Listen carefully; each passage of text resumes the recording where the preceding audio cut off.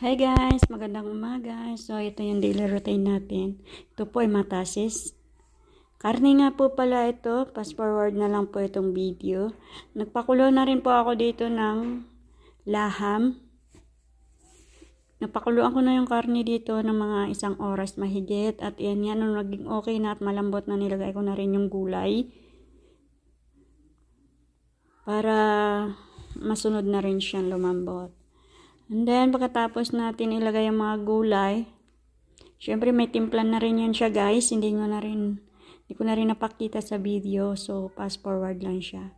At dahil matasis ang ating gagawin, na pagluluto ito ay gumawa ako ng yung parang bilog kasi nga naubusan kami sa pressure. So, gumawa muna ako saglit.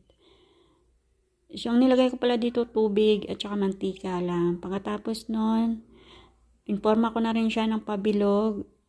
And then, at ito nga siya, ipipress ko lang siya dito saglit para magforma siya ng ganito. Manipis lang to siya guys at hindi to siya makapal. Manipis na manipis, kaya yung makita nyo yung bilog na pagkagawa ko ay maliliit lang. So, saglit lang talaga siya pinipress kasi pagka matagal masyado, naluluto po siya. So, pinupunasan ko rin yung pinagpaprisan ko para hindi po siya dumikit at mabilis siya matanggal sa pinaggagawaan ko. So, mabilis lang siya gawin kasi nga siyempre sanay na rin tayo at pinupunasan ko rin to ng mantika para hindi lagi siya dumidikit.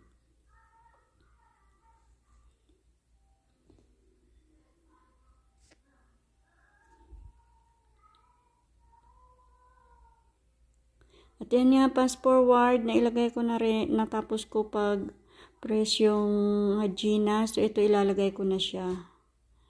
Yan. Kailangan hiwa-hiwalay siya para hindi siya dikit-dikit. Kasi pag dikit-dikit po yung hajina ay hindi po maganda rin. So, yan na siya after 30 minutes ata yun. Yan na siya. Luto na to siya kaya ready to serve. Thank you for watching. Please like and share. Salamat!